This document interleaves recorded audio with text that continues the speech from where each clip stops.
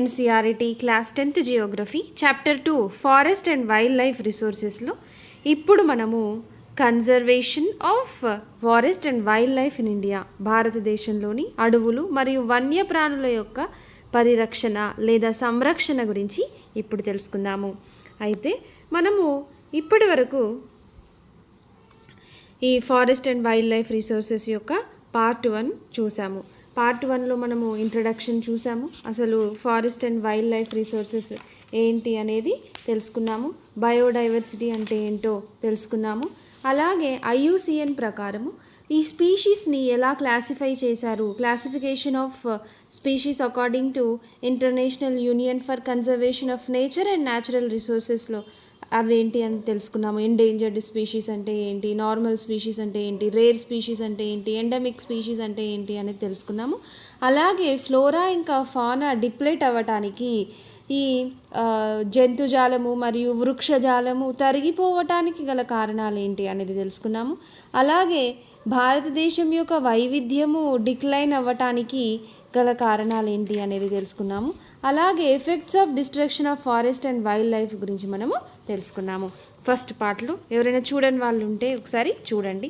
ఇప్పుడు మనము సెకండ్ పార్ట్లో conservation of forest and wildlife in India, భారతదేశంలోని అడవులు మరియు వన్యప్రాణుల యొక్క సంరక్షణ గురించి ఇప్పుడు చూద్దాము.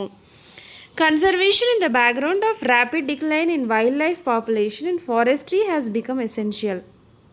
అయితే వన్యప్రాణుల యొక్క సంఖ్యలో చాలా తరిగిపోయాయి, వాటి సంఖ్య చాలా తగ్గిపోయింది. ఫారెస్ట్రీ కూడా, అడవుల శాతం కూడా తగ్గిపోయింది. సో ఈ నేపథ్యంలో మనము ఈ వన్యప్రాణులని మరియు అడవులను సంరక్షించుకోవాల్సిన అవసరం ఎంతో ఉంది. But why do we need to conserve our forest and wildlife? కానీ మనం ఎందుకు మన అడవులని ఇంకా వన్యప్రాణులని సంరక్షించుకోవాలి? అవసరం ఏమిటి? Conservation preserves the ecological diversity and our life support systems, water, air and soil. So ఏమవుతుంది, కన్జర్వేషన్ మనం ఎందుకు వీటన్నిటిని పరిరక్షించుకుంటే ఏమవుతుంది అని అంటే, ఈ ఎకలాజికల్ డైవర్సిటీ, పర్యావరణ డైవర్సిటీ, వైవిధ్యం అనేది మనం కాపాడుకున్న వాళ్ళం అవుతాము. తద్వారా మన లైఫ్ సపోర్ట్ సిస్టమ్స్ అయిన వాటర్, ఎయిర్, సాయిల్ని మనము కాపాడుకున్న వాళ్ళు అవుతాము. It also preserve the genetic diversity of plants and animals for better growth of species and breeding. అంటే జెనెటికల్ కూడా ఇప్పుడు చాలా రకాల జీనస్లు ఉంటాయి, ఒక్కొక్క స్పీషీస్లో ఎన్నో రకాల జీన్స్ ఉంటాయి. సో ఆ జెనెటిక్ డైవర్సిటీని కూడా మనము వన్యప్రాణులని, తర్వాత చెట్లని, ఫ్లోరాని, ఫానాని సంరక్షించుకోవటం వలన వాటిని కూడా మనం సంరక్షించుకున్న వాళ్ళం అవుతాము. సో ఇప్పుడు ఎన్ని రకాల బ్రీడ్స్ వస్తున్నాయి, జెనెటిక్ డైవర్సిటీ, ఒక జంతువులోని జీన్స్ ఇంకొక జంతువులోని జీన్స్ రెండింటిని కలిపి ఇంకా కొత్త రకాల జంతువులని జీన్స్ని ఎలా తీసుకొని వస్తున్నారు. సో అట్లా మనము ఈ స్పీషీస్ని మనము పెరిగేలాగా మనం చేసుకోవచ్చు, ఈ వైల్డ్ లైఫ్ని, ఫారెస్ట్ని మనం సంరక్షించుకొని. For example, in agriculture we're still depended on traditional crop varieties.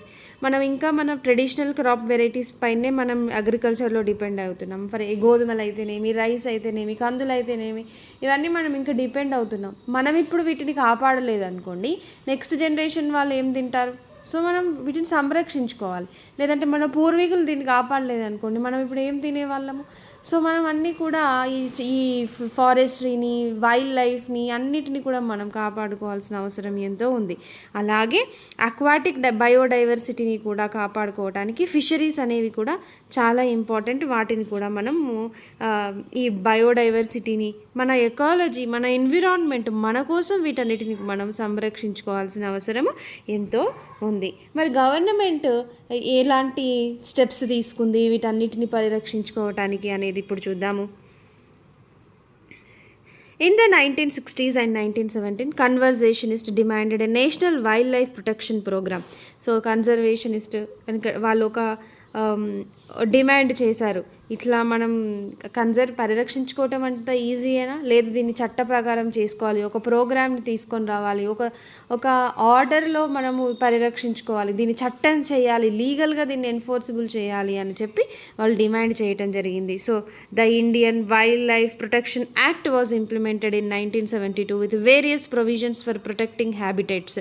అంటే ఈ ఫ్లోరా ఇంకా ఫానా అంటే వృక్షజాలము మరియు జంతుజాలం యొక్క హ్యాబిటేట్ అంటే నివాసాలను వీటిని పరిరక్షించుకోవటం కోసము వన్యప్రాణ సంరక్షణ చట్టము 1972 ఇంప్లిమెంట్ చేయటం జరిగింది, అమలు చేయటం జరిగింది. 1972లో వన్యప్రాణ సంరక్షణ చట్టాన్ని తీసుకోవటం జరిగింది.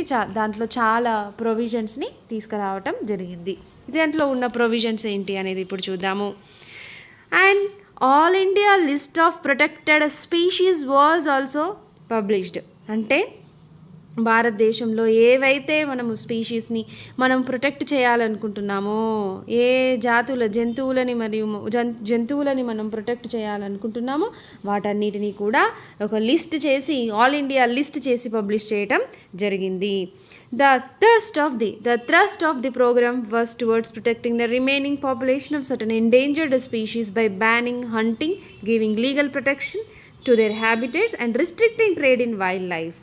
మరి ఎట్లా ఏంటి ఈ ప్రోగ్రాం యొక్క ముఖ్య ఉద్దేశం ఏమిటి అని అంటే, ఏవైతే మిగిలిపోయిన జంతువుల యొక్క పాపులేషన్ అయితే ఉందో వాటిని మనం ఎట్లా సంరక్షించుకుంటామంటే, ఎండేంజర్డ్ స్పీషీస్ అంటే అంతరించిపోవటానికి దగ్గరలో ఉన్న వాటిని మనము ఈ మిగిలిన పాపులేషన్ అయినా మనం ఎలా కాపాడుకోవాలి అని అంటే, వాటికి చట్టపరమైన భద్రతను కల్పించటము, పరిరక్షణ సంరక్షణ కల్పించటము, అలాగే అక్కడ ఆ వైల్డ్ లైఫ్ని, ఆ వన్యప్రాణులను ఎవరూ కూడా వాటిని రవాణా చేయటానికి కానీ, ట్రేడింగ్ అంటే వ్యాపారం చేయటానికి కానీ, ఎక్స్పోర్ట్ చేయటానికి వీల్లేదు. Subsequently, central and many state governments established national parks and wildlife sanctuaries about which you have already studied. మనం ఆల్రెడీ 9th క్లాస్లో న్యాచురల్ వెజిటేషన్ అండ్ వైల్డ్ లైఫ్లో నేర్చుకున్నాము. కేంద్ర మరియు రాష్ట్ర ప్రభుత్వాలు నేషనల్ పార్క్స్ మరి ఇంకా వైల్డ్ లైఫ్ శాంక్చురీస్ని ఎస్టాబ్లిష్ చేయడం జరిగింది అనేది మనం ఆల్రెడీ తెలుసుకున్నాము. The central government also announced several projects for protecting specific animals which were gravely threatened, including the tiger, the one-horned rhinoceros, the Kashmir stag, hangul, 3 types of crocodiles, freshwater crocodile, saltwater crocodile, and the gharial, the Asiatic lion, and others. అయితే మనకు central government కొన్ని ఏవైతే అంతరించిపోవటానికి దగ్గరలో ఉన్నాయో, ఎక్కువ డేంజర్లో ఉన్న జంతువులని పరిరక్షించుకోవడానికి, సంరక్షించుకోవడానికి కొన్ని ప్రాజెక్ట్స్ని తీసుకురావడం జరిగింది. అందులో ప్రాజెక్ట్ టైగర్ అని, తర్వాత మనకి వన్ హార్న్డ్ రైనోసరస్కి ప్రాజెక్ట్ రైనో అని, ఏషియాటిక్ లయన్కి ఏషియాటిక్ లయన్ రీఇంట్రడక్షన్ ప్రాజెక్ట్ అని, గరియల్ క్రొకడైల్లో ఇండియన్ క్రొకడైల్ కన్జర్వేషన్ ప్రాజెక్ట్ అని, బ్లాక్ బక్ కన్జర్వేషన్ ప్రాజెక్ట్ అని, స్నో లియోపర్డ్కి ప్రాజెక్ట్ స్నో లియోపర్డ్ అని చెప్పి మనకి చాలా ప్రాజెక్ట్స్ని కేంద్ర ప్రభుత్వం తీసుకురావటం జరిగింది. వీటన్నిటికీ full are partial legal protection ఇచ్చింది. దాన్ని ఎవరు కూడా వేటాడటానికి వీల్లేదు, భారతదేశం మొత్తంలో వీటిని ఎవరు కూడా ట్రేడ్ చేయటానికి వీల్లేదు అని చెప్పి చట్టపరమైన సంరక్షణ అనేది తీసుకురావటం జరిగింది. The conservation projects are now focusing on biodiversity rather than a few of its components. ఓకేనా. సో కన్జర్వేషన్ ప్రాజెక్ట్స్ అన్నీ కూడా పెద్ద పెద్ద జంతువులపైనే కాదు, ఇంకా చాలా చిన్న చిన్న జంతువులపైన కూడా ఇది ఫోకస్ చేయడం జరిగింది. There is no a more intensive search for different conservation measures, ఎట్లా పరిరక్షించుకోవాలి అని చెప్పి చాలా ఇంటెన్సివ్గా సెర్చ్ చేయటం అనేది జరుగుతుంది. ఇన్సెక్ట్స్ కూడా కన్జర్వేషన్ ప్లానింగ్లో స్థానాన్ని సంపాదించుకున్నాయి. In the notification under wildlife act of 1980 and 1986, several hundred butterflies, moths, beetles and one dragonfly have been added to the list of protected species. మనకు 1986లో ఈ వైల్డ్ లైఫ్ యాక్ట్ వన్యప్రాణుల చట్టం కింద వచ్చిన నోటిఫికేషన్లో ఇంకా సీతాకోక చిలుకలు, తర్వాత డ్రాగన్ ఫ్లైస్ అని, ఇట్లాంటి మోత్స్, ఇట్లాంటి చిన్న చిన్న ఇన్సెక్ట్స్ కూడా ఈ ప్రొటెక్టెడ్ స్పీషీస్ లిస్ట్లోకి రావటం జరిగింది. In 1991 for the first time plants were also added to the list starting with 6 species. 1991లో చెట్లను కూడా ప్రొటెక్టెడ్ స్పీషీస్కి మనకు తీసుకురావటం జరిగింది. అయితే మనము చాలా సెంట్రల్ గవర్నమెంట్ చాలా ప్రాజెక్ట్స్ని తీసుకురావటం జరిగింది అని తెలుసుకున్నాం కదా. మరి ఈ వైల్డ్ లైఫ్ని పరిరక్షించుకోవటానికి దాంట్లో ఒకటి మనం ఇక్కడ చదువుకుంటాము. అదేంటి అంటే project tiger. Tiger is one of the key wildlife species in the faunal web. Wildlife స్పీషీస్లో ఏదైతే ఫానల్ వెబ్లో ఉందో దాంట్లో టైగర్ అనేది చాలా important.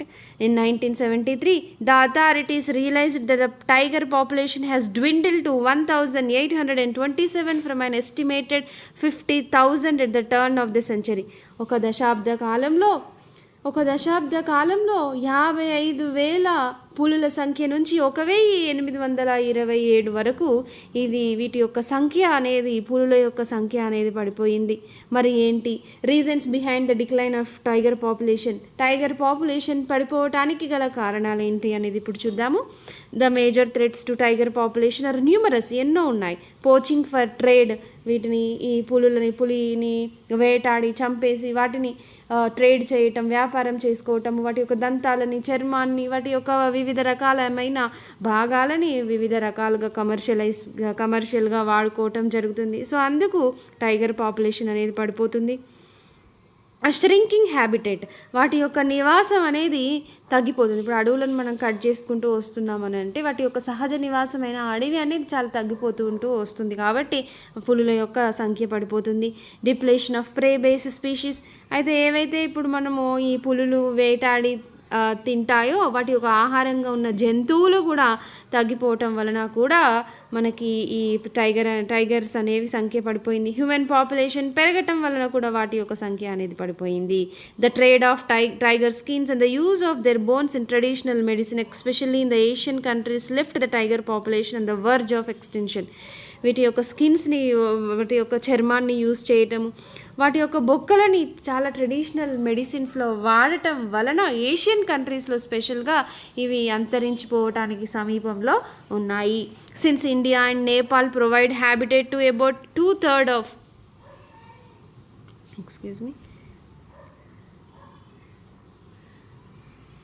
since India and Nepal provide two-thirds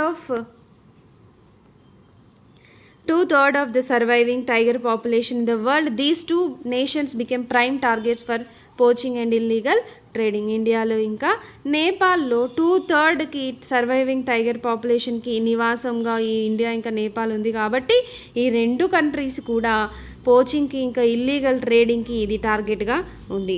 project tiger, one of the well publicised wildlife campaigns in the world was launched in the 1973లో దీన్ని launch చేయడం జరిగింది. Tiger conservation has been viewed not only as an effort to save an endangered species but with equal importance as means of preserving biotypes of sizeable magnitude. అయితే ఇవి tiger conservation అనేది 1973లో తీసుకొచ్చిన ముఖ్యమైన క్యాంపెయిన్స్లో ఇదొకటి. అయితే టైగర్ కన్జర్వేషన్ అనేది కేవలం endangered స్పీషీస్ని మాత్రమే కన్జర్వ్ చేయటమే కాదు, వాటి యొక్క బయోటైప్స్, ఇంకా దీంట్లోనే ఈ టైగర్లో అటు ఇటుగా ఉండే చాలా యొక్క బయోటైప్స్ని కూడా ప్రిజర్వ్ చేయడానికి ఈక్వల్గా ఇంపార్టెన్స్ ఇచ్చింది. దాంట్లో భాగంగా మనకి tiger reservation, major tiger reserves ఇండియాలో ఎక్కడున్నాయి అని అంటే కార్బెట్ నేషనల్ పార్క్ ఉత్తరాఖండ్లో మనకి కార్బెట్ నేషనల్ పార్క్ ఉంది.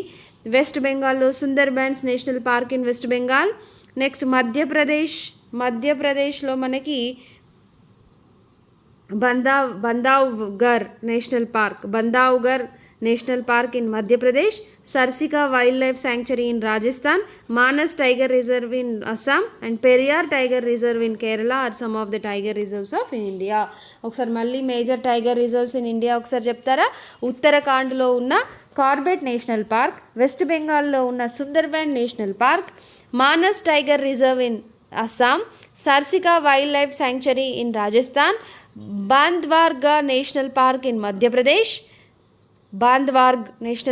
Madhya Pradesh, Periyar tiger reserve in మనకి ఈ కేరళలో ఉంది. సో ఈజీగా మనకు పెరియార్ అని కేరళ అని మనం గుర్తుపెట్టుకోవచ్చు. మానస్ అంటే అస్సాం, సర్సికా రాజస్థాన్ అని గుర్తుపెట్టుకోండి, Bandhavgarh Madhya Pradesh, Sundarbans national park west Bengal అందరికీ గుర్తుంటుంది, కార్బెట్ నేషనల్ పార్క్ వచ్చేసి మనకి ఉత్తరాఖండ్లో ఉంది. ఓకేనా? So this is about Project Tiger. ఇప్పుడు మనము types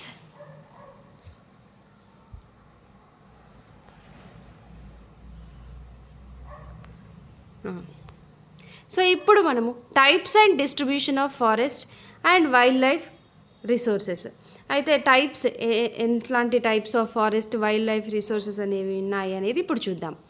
even if we want to conserve our vast forest and wildlife resources, it is rather difficult to manage, control and regulate them. మనకి మన forest and wildlife రిసోర్సెస్ని మనం పరిరక్షించుకోవాలని ఉంది, కానీ వీటిని ఇక మేనేజ్ చేయటము, నియంత్రించటము, రెగ్యులేట్ చేయటము అనేది కష్టమైనదే. మరి ఎట్లా మనం దీన్ని చేసాము అనేది ఒకసారి ఇప్పుడు చూద్దాము.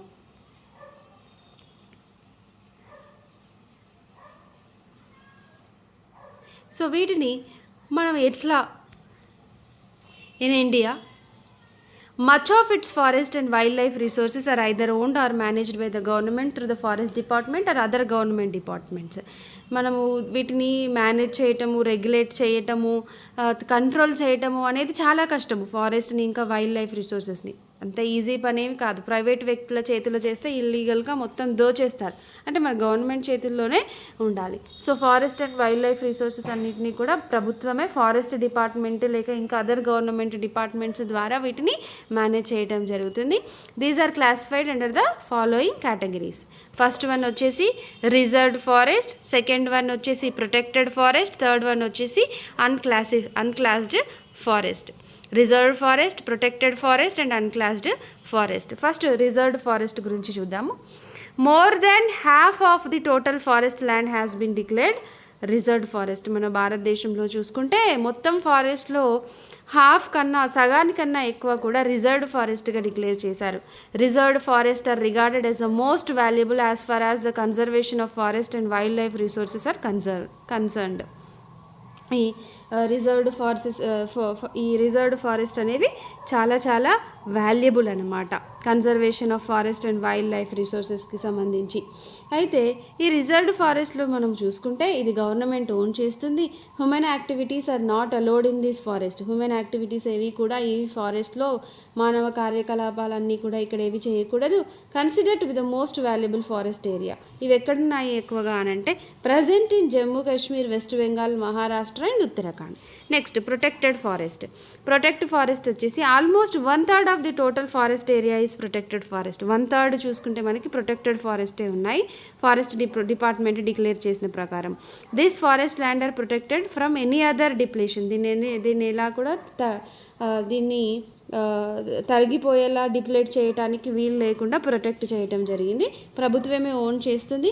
Local people are allowed to collect fuel wood, graze their livestock. దీంట్లోకి అక్కడ ఉన్న స్థానిక ప్రజలు అక్కడ ఫ్యూయల్ వుడ్ని కలెక్ట్ చేసుకోవటానికి, ఇంకా వాళ్ళ యొక్క జంతువులు ఏవైతే ఉంటాయో వాటిని మేపడానికి తీసుకొని వెళ్ళొచ్చు. బట్ స్టిల్ హ్యూమన్ యాక్టివిటీస్ అనేవి కూడా ఏం చేస్తున్నారు ఏంటి అనేది ప్రభుత్వం అని మానిటర్ చేస్తుంది.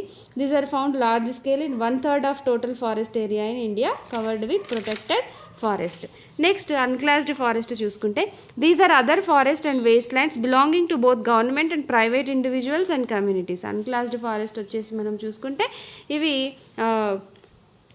ఫారెస్ట్ వేస్ట్ ల్యాండ్స్ ఏవైతే ఉంటాయో, వేస్ట్ ల్యాండ్స్ గవర్నమెంట్ కింద భూములు ఉంటాయి, అందులో పిచ్చి పిచ్చిగా చెట్లు మొలిచి కొద్దిగా ఉంటాయి కదా, అట్లాగే ప్రైవేట్ వాళ్ళకు కూడా 10 ఎకరాలు అట్లా భూమి ఉంటే వాళ్ళు వదిలేశారు, 20 ఎకరాలు అట్లా వదిలేశారు, అక్కడ చెట్లు పెరిగిపోయారు, వాటిని అన్క్లాస్డ్ ఫారెస్ట్ అని అంటారు.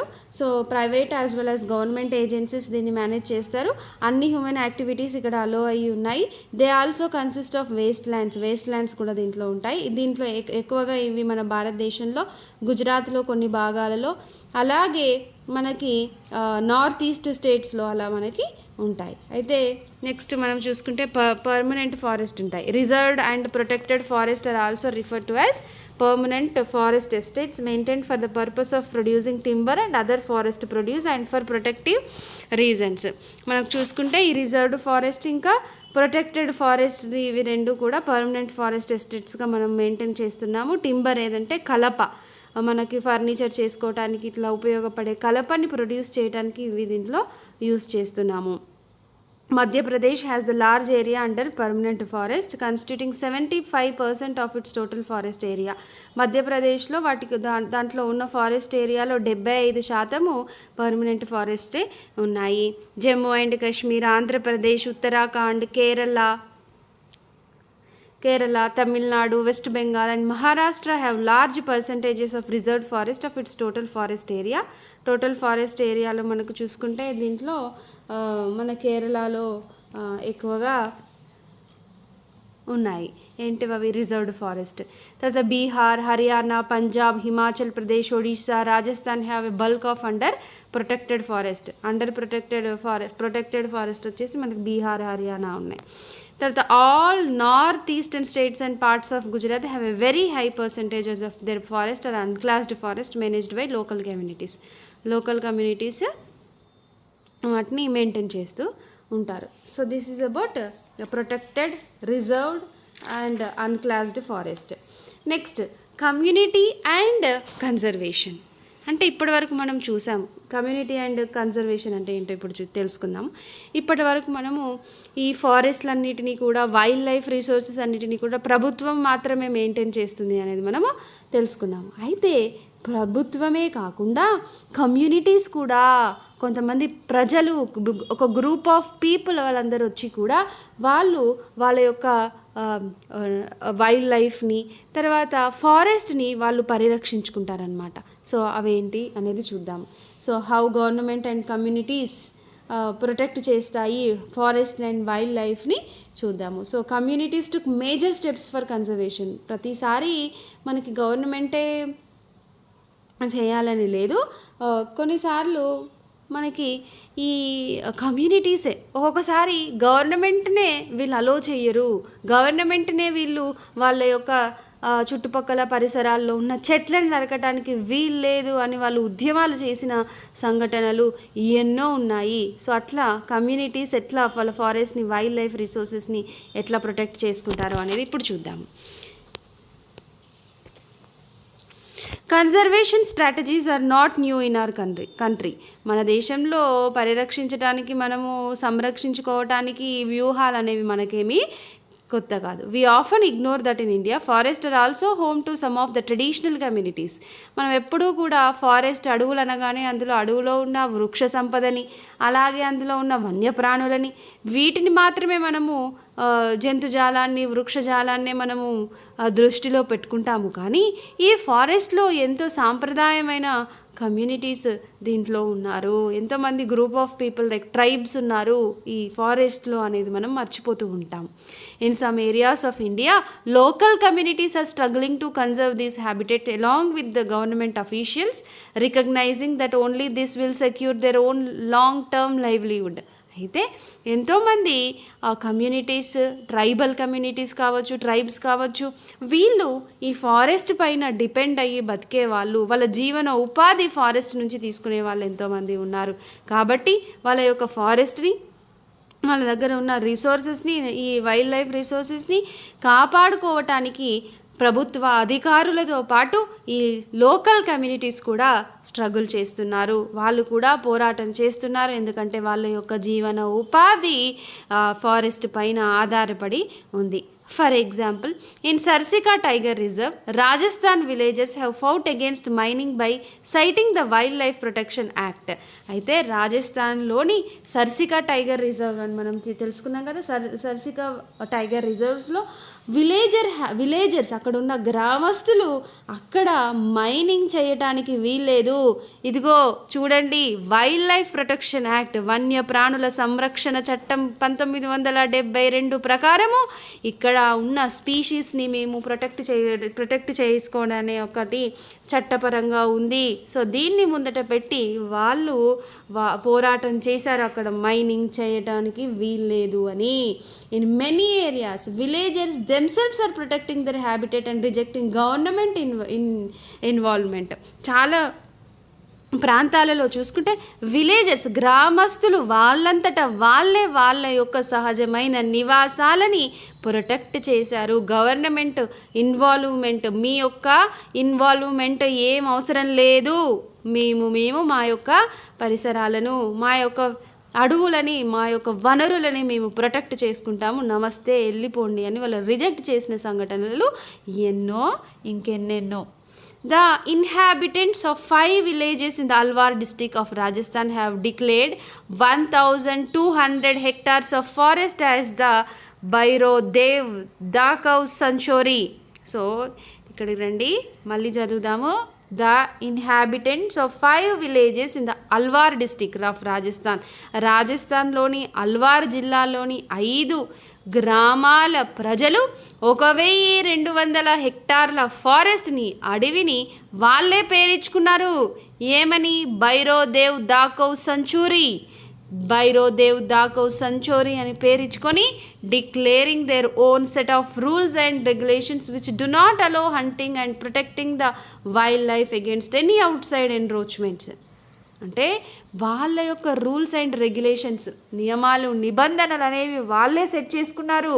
దానికి పేరు పెట్టుకున్నారు. 1200 హెక్టార్ల అడవికి పేరు పెట్టుకొని వాళ్ళే నియమ నిబంధనలు పెట్టుకొని అక్కడ ఎవరు వేటాడటానికి వీల్లేదు, వైల్డ్ లైఫ్ని మేము ప్రొటెక్ట్ చేసుకుంటాము, ఎవరు వేరే వాళ్ళు వచ్చి ఆక్రమించుకోవడానికి వీల్లేదు, ట్రేడింగ్ చేయడానికి వీల్లేదు, హంట్ చేయడానికి వీల్లేదు అని చెప్పి పెట్టుకున్నారు. సో ఇది మనము కమ్యూనిటీ అండ్ కన్జర్వేషన్ గురించి మనం ఆన్సర్ రైటింగ్ రాసేటప్పుడు ఈ ఎగ్జాంపుల్స్ మనం ఇచ్చుకోవచ్చండి. ఈ ఎగ్జాంపుల్స్ ఇచ్చుకోవచ్చు. రాజస్థాన్లోని అల్వార్ డిస్టిక్లో పేరు ఇచ్చారు, భైరోదేవ్ దాకవ్ సంచోరి అని పేరు ఇచ్చుకుని వాళ్ళ set of rules and regulations వాళ్ళే పెట్టుకున్నారు. సో దీన్ని మనము అక్కడ ఎగ్జాంపుల్గా ఇవ్వచ్చు. Next very famous Chipko movement, Chipko ఉద్యమం, చిప్కో ఆందోళన అని అంటాము. ఇది చాలా ఫేమస్ కదా. చిప్కో మూమెంట్ ద ఫేమస్, చాలా పాపులర్. ఫేమస్ అంటే చాలా మనకి తెలుసు, చాలామందికి చిప్కో అనగానే మనకి వినే ఉంటారు ఏంటో తెలియకుండా. So the famous Chipko movement in the Himalayas has not only successfully resisted deforestation in several areas but has also shown that community afforestation with indigenous species can be enormously successful. Chipko movement అంటే ఏంటి అంటే, ఇక్కడ ఏం చేశారు, చెట్లు నరకద్దని చెప్పి అక్కడ ఉన్న కమ్యూనిటీలో ఉన్న సభ్యులు చెట్లకి వాళ్ళు గట్టిగా పట్టుకున్నారనమాట, చెట్టుకి వాళ్ళను కట్టేసుకున్నారు.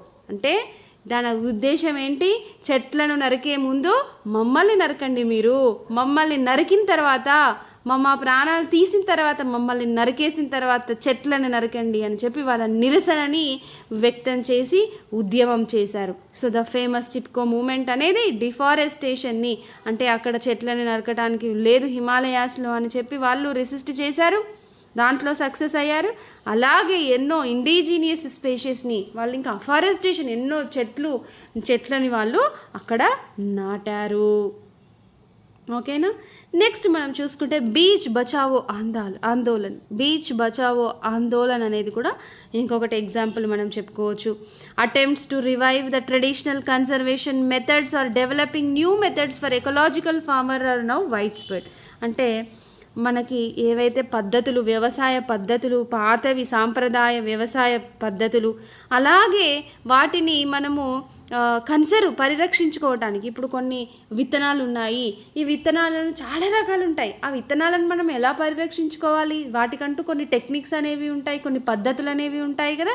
సో ఆ స్పీషీస్ అన్ని కాపాడుకోవటం కోసము ఏవైతే మెథడ్స్ ఉన్నాయో, సాంప్రదాయమైన పద్ధతులు, వాటన్నిటిని వాళ్ళు బయటకు తీసుకొని వచ్చారు. అలాగే ఎకలాజికల్ ఫార్మింగ్ని తీసుకొని రావటం జరిగింది. So farmers and citizen groups like beach Bachao Andolan, Tehri and Navadanya have also shown that adequate levels of diversified crop production without the use of synthetic chemicals are possible and economically viable. అయితే ఏమైందనంటే ఉత్తరాఖండ్లోని తెహ్రీలో, హన్వాల్ river valley తెహ్రీలో, ఉత్తరాఖండ్లో 1980లలో మనకి beach Bachao ఆందోళన అనేది తీసుకొని వచ్చిందనమాట. So ఈ మూమెంట్ని same activist దీన్ని స్టార్ట్ చేశారు, లెడ్ బై విజయ్ దర్దారి అనేది ఈయన తీసుకొని వచ్చారనమాట. సో ఆయన ఏం చేశారనంటే ట్రెడిషనల్ అగ్రికల్చర్, సాంప్రదాయంగా మనము వ్యవసాయాన్ని ఎలా తీసుకురావాలి, అలాగే ట్రెడిషనల్ సీడ్స్, ఫారెస్ట్ని ఎట్లా పరిరక్షించుకోవాలి, తర్వాత ట్రెడిషనల్ నాలెడ్జ్ అండ్ విజ్డమ్కి వాల్యూ ఇచ్చి ఇట్లా బీచ్ బచావో ఆందోళన్ అండ్ నవధాన్య అనే ఇట్లాంటి కొన్ని ప్రోగ్రామ్స్ని రావటం జరిగింది. అలాగే in India joint forest management JFM in India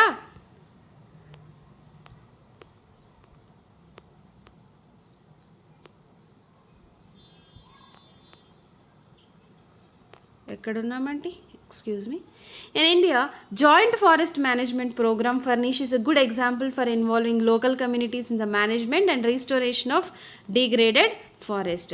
మనం చూసుకుంటే భారతదేశంలో జాయింట్ ఫారెస్ట్ మేనేజ్మెంట్ అనే ప్రోగ్రామ్స్ని తీసుకురావడం జరిగింది. అంటే కమ్యూనిటీస్ని ఎంత అని గవర్నమెంట్ తీసుకొని వస్తుంది, రూల్స్ అండ్ రెగ్యులేషన్స్ తీసుకొని వస్తుంది. కమ్యూనిటీస్కి, పీపుల్కి, గ్రూప్ ఆఫ్ పీపుల్కి మీకు బాధ్యత లేదా? సో మీరు కూడా మీ చుట్టుపక్కల ఉన్న అడవులను మీరు కాపాడుకోవాలి, మీరు సంరక్షించుకోవాలని చెప్పి జాయింట్ ఫారెస్ట్ మేనేజ్మెంట్ ప్రోగ్రామ్స్ అన్నిటి తీసుకురావడం జరిగింది. అంటే గవర్నమెంట్ కమ్యూనిటీకి రెస్పాన్సిబిలిటీస్ని ఇచ్చింది, బాధ్యతలు ఇచ్చింది ఫారెస్ట్ని ప్రొటెక్ట్ చేయడానికి. ప్రభుత్వము కమ్యూనిటీస్కి బాధ్యతనిచ్చింది ఫారెస్ట్ని ప్రొటెక్ట్ చేసుకోవడం ద్వారా. తద్వారా మీరు ప్రొటెక్ట్ చేసుకోండి, మీరు ఇక్కడ నాన్ టింబర్ రిసోర్సెస్ని మీరు యూజ్ చేసుకోవచ్చు, కలపయేతర వనరులని మీరు యూజ్ చేసుకోవచ్చు. దానికి బదులుగా మీకు బాధ్యతను అప్పగిస్తున్నాము, ఫారెస్ట్లన్నిటినీ కూడా కాపాడే బాధ్యత మీది. మీరు కాపాడుతున్నందుకు కలపయేతర వనరులను మీరు ఉపయోగించుకోవచ్చు అని చెప్పి ఇక్కడ గవర్నమెంట్ కమ్యూనిటీస్కి రెస్పాన్సిబిలిటీస్ని ఇచ్చిన దీన్నే మనము జాయింట్ ఫారెస్ట్ మేనేజ్మెంట్ అని అంటాము. The program has been in former existence since 1988 when the state of Odisha passed the first resolution for joint forest management. దీనికి ఫార్మల్గా ఎగ్జిస్టెన్స్ వచ్చింది 1988లో, ఎప్పుడైతే ఒడిస్సా రాష్ట్రము ఫస్ట్ రిజల్యూషన్ని పాస్ చేసింది జాయింట్ ఫారెస్ట్ మేనేజ్మెంట్ కోసం. Next, joint forest management depends on the formation of local institutions that undertake protection activities mostly on degraded forest land managed by the forest department. So ఏంటిది, ఇక్కడ JFM అనేది local village institutions పైన ఆధారపడి ఉంటుంది. వాళ్ళు protection యాక్టివిటీస్ని తీసుకుంటారు. ఎక్కడైతే degraded forest land ఉందో ఫారెస్ట్ డిపార్ట్మెంట్ మేనేజ్ చేసేది. సో వాళ్ళు దీన్ని అండర్టేక్ చేస్తారు. ఎవరు? ఈ జేఎఫ్ఎం అనేది. జేఎఫ్ఎం అంటే local villages. In return, the members of these communities are entitled to intermediary benefits like non-timber forest produces and share in the timber harvested by successful protection. So మీరు non timber forest ప్రొడ్యూసెస్ని మీరు use చేసుకోవచ్చు, మీరు దీన్ని కాపాడినందుకు. అలాగే మీకు టింబర్లో harvest చేసినప్పుడు కూడా ఎంతో కొంత షేర్ అనేది మీకు మేము ఇస్తాము అని చెప్పి ఇక్కడ జాయింట్ ఫారెస్ట్ మేనేజ్మెంట్లో అనేది మనకి కనిపిస్తుంది. Joint forest management. సో ఇవి మీకు ఆన్సర్ రైటింగ్లో చాలా బాగా ఉపయోగపడతాయండి. Okay. The clear lesson from the dynamics of both environmental destruction and reconstruction in India is that local communities everywhere have to be involved in some kind of natural resource. So మనకి ఏమర్థమైంది ఇక్కడ? Environmental destruction and రీకన్స్ట్రక్షన్లో మనం చూసుకున్నట్లయితే local communities ప్రతి ఒక్క చోట ఈ natural resources, సహజ సంపదలను కాపాడుకోవటంలో ఎంతో కొంత ఇన్వాల్వ్మెంట్ అనేది వాళ్ళదో ఉంది. But there is still a long way to go before local communities are at the center stage in decision making. కాకపోతే లోకల్ కమ్యూనిటీస్ డిసిజన్ మేకింగ్లో సెంటర్లోకి రావాలంటే ఇంకా చాలా టైం పడుతుంది. Accept only those economic or developmental activities that are people centric, environment friendly or economically rewarding. So ఓకేనా?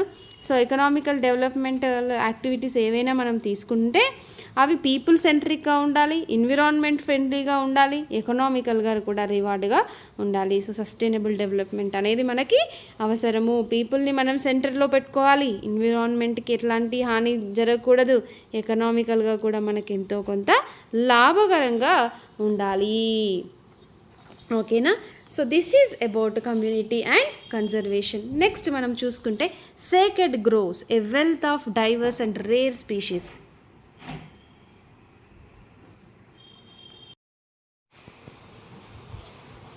Sacred groves, a wealth of diverse and rare species.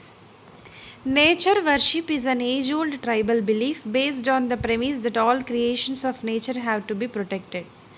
మనము ప్రకృతిని ఆరాధించటం అనేది మనకి ఓల్డ్ ట్రైబల్ బిలీఫ్గా, అంటే మనకి ట్రైబల్స్ ఎవరైతే ఉన్నారో పాతకాలం వాళ్ళు వాళ్ళ యొక్క ఆవరణ ప్రెమైసెస్లో ఉన్న ఆవరణలో ఉన్న అన్ని క్రియేషన్స్ని, ప్రకృతిలో ఉన్న వాటిని అన్నిటినీ కూడా పరిరక్షించుకోవటం కోసము వాటిని వర్షిప్ చేస్తారు, అంటే ఆరాధిస్తారు. అంతే కదా. ఇప్పుడు ఏదైనా ఒక చెట్టు ఉంది, ఈ చెట్టుని మనం వర్షిప్ చేస్తున్నాం, ఆరాధిస్తున్నాం అనుకోండి, దాన్ని మనం నరికేస్తామని నరికేయం. ఏదైనా ఒక గుట్టు ఉంది, అక్కడ దేవుడు ఉన్నాడు, అక్కడ దాన్ని ఆరాధిస్తున్నాము మనం అంటే దాన్ని మనం ప్రొటెక్ట్ చేస్తున్నాము ఇండైరెక్ట్గా అని మనం చెప్పుకోవచ్చు. Such beliefs have preserved several virgin forest in pristine form called sacred groves, the forest of god and goddesses. అంటే సో అట్లా మనకి ఇట్లాంటి నమ్మకాలే చాలా వర్జిన్గా ఉంచాయి ఫారెస్ట్లనన్నిటినీ కూడా, సేక్రెడ్ గ్రోవ్స్గా. ఫారెస్ట్లని మనం దేవత, వనదేవత అని అంటాం కదా, వనదేవత. సో అట్లా గాడెస్, దేవత, దేవుళ్ళు అని చెప్పి మనం పూజించటం వలన తద్వారా మనం వాటిని పరిరక్షించుకుంటున్నాము. These patches of forest are parts of large forest have been left untouched by the local people and any interference with them is banned. So వాళ్ళు పవిత్రంగా భావిస్తున్నారు. సేక్రెడ్ గ్రోవ్స్ అంటేనే కొన్ని రిలీజియస్ వాళ్ళు ఒక పర్టికులర్ కల్చర్లో ఇది చాలా పవిత్రమైనది అని చెప్పి ఆరాధించే ఫారెస్ట్లని, చెట్లని మనం సేక్రెడ్ గ్రోవ్స్ అని అంటాము. సో ఇట్లా దాన్ని మనం పవిత్రంగా ఆరాధిస్తున్నాము, భావిస్తున్నాము. ఒక అడవిని లేదా అడవిలో ఒక భాగాన్ని అని అంటే దాన్ని ఎవరు ముట్టుకోరు, దాన్ని ఎవరు కూడా డిఫారెస్టేషన్ చేయటం కానీ, దాన్ని కొల్లగొట్టడం కానీ ఇలాంటివి అనేది అక్కడ ఉండదు. ఎవరి ఇంటర్ఫియరెన్స్ ఉన్నా దాన్ని బ్యాన్ చేసేస్తారు. Certain societies revere a particular tree which they have preserved from time immemorial. కొన్ని సొసైటీస్ కొన్ని పర్టికులర్ ట్రీస్ని వాళ్ళు వర్షిప్ చేస్తారు కాబట్టి ఇంకా దాన్ని ఎవరు కూడా ముట్టుకోరు అనమాట. అట్లాంటి ఎగ్జాంపుల్స్ ఇప్పుడు చూద్దాము. The Mundas and the Santhal of Chota Nagpur region worship mahua, bassia latifolia and kadamba trees, and the tribals of Odisha and Bihar worship the tamarind, Tamarindus indica and Mangifera indica trees during weddings. మనం ఇప్పుడు చూసుకుంటే చోటా నాగ్పూర్ ప్లాట్యూలో ఉన్న ముండాస్ అండ్ సంతాల్ అనే ట్రైబ్స్ చూసుకుంటే వాళ్ళు మహువా అనే ఒక ట్రీని వాళ్ళు వర్షిప్ చేస్తారు వెడ్డింగ్ టైంలో. నెక్స్ట్ కాదాంబా ట్రీస్ని కూడా వాళ్ళు వర్షిప్ చేస్తారు. నెక్స్ట్ ఒడిస్సాలోని ట్రైబ్స్ మనకి వాళ్ళు చింత చెట్టుని పూజిస్తారు, ఇంకా మ్యాంగో ట్రీని కూడా మనము వాళ్ళు పూజిస్తారు సో వెడ్డింగ్ టైంలో. So to many of us peepal and banyan trees are considered sacred. మనం ఇప్పుడు చూసుకుంటే మనకి రావి చెట్టు, తర్వాత మర్రి చెట్టు, ఇట్లాంటి వాటిని కూడా మనం పవిత్రంగా భావించి పూజిస్తాం కదా. Indian society comprises several cultures, each of its own set of traditional methods of conserving nature and its creations. Indian సొసైటీలో చాలా రకాల సంస్కృతి సాంప్రదాయాలు అనేవి ఉన్నాయి. దాంట్లో వాళ్ళు సాంప్రదాయమైన పద్ధతులు, వాళ్ళ నేచర్, ప్రకృతిలో ఉన్న వాటిని పరిరక్షించుకోవటానికి చాలా సాంప్రదాయమైన పద్ధతులు ఒక్కొక్క కల్చర్లో ఒక్కొక్కలాగా ఉన్నాయి. Sacred qualities are often ascribe to springs, mountain peaks, plants, animals which are closely protected. ఇంకా మౌంటైన్ పీక్స్, పర్వతాలను పూజిస్తారు, ప్లాంట్స్ని పూజిస్తారు, యానిమల్స్ని కూడా పూజిస్తారు కదా. So you will find troops of macaques and langurs around many temples. మనం చూసుకుంటే కోతులు గుంపులు అనేవి, లంగూర్స్, మెకాక్ అనేవి, ఈ కోతుల జాతులు అనేవి మనకు చాలా కనిపిస్తాయి. సో కోతి కనబడగానే మొక్కుతారు ఆంజనేయ స్వామి అని చెప్పి, నెమలిని మొక్కుతారు. ఇంకా చాలా యానిమల్స్ని మనం పవిత్రంగా భావిస్తాము. ఆవుని దాన్ని గోవధ చేయకుండా కాపాడతారు, ఎందుకంటే కొన్ని పర్టికులర్ రిలీజియన్స్ అంటే హిందూ మతంలో చాలా పవిత్రంగా భావిస్తారు గోమాతని. అట్లా in and around Bishnoi villages in Rajasthan, herds of black buck, chinkara, nilgai and peacocks can be seen as an integral part of the community, nobody harms them. Bishnoi villages రాజస్థాన్లో చూసుకుంటే మనకి బ్లాక్ బగ్స్, చింకారా, నీల్గై, పికాక్స్ని, వీటన్నిటిని కూడా వాళ్ళ కమ్యూనిటీలో చాలా పవిత్రంగా భావిస్తారు, దానికి ఎవరు కూడా హాని చేయరు. సో ఇది మనకి మన forest and wildlife resources part 2. ఓకేనా. నా ఎక్స్ప్లెనేషన్ నచ్చితే do subscribe to Deeksha academy. పక్కనే మనకి బెల్ ఐకాన్ ఉంటుంది, దానిపైన ట్యాప్ చేస్తే నేను వీడియో పెట్టిన వెంటనే మీకు నోటిఫికేషన్ వస్తుంది. ఇంకోటి ఏంటంటే మన ఛానల్లో మెంబర్షిప్ తీసుకోవాలనుకుంటే మీరు జాయిన్ ఆప్షన్ ట్యాప్ చేసి మెంబర్షిప్ తీసుకోవచ్చు. తర్వాత నా ఛానల్ వల్ల, నా వీడియోస్ వలన మీకు ఏమైనా ఉపయోగం అవుతుంది, మన ఛానల్కి సపోర్ట్ చేయాలనుకుంటే సూపర్ థ్యాంక్స్ అనే ఆప్షన్ ద్వారా మన ఛానల్కి ఎంతో కొంత డొనేట్ చేయొచ్చు. That's it. Thank you.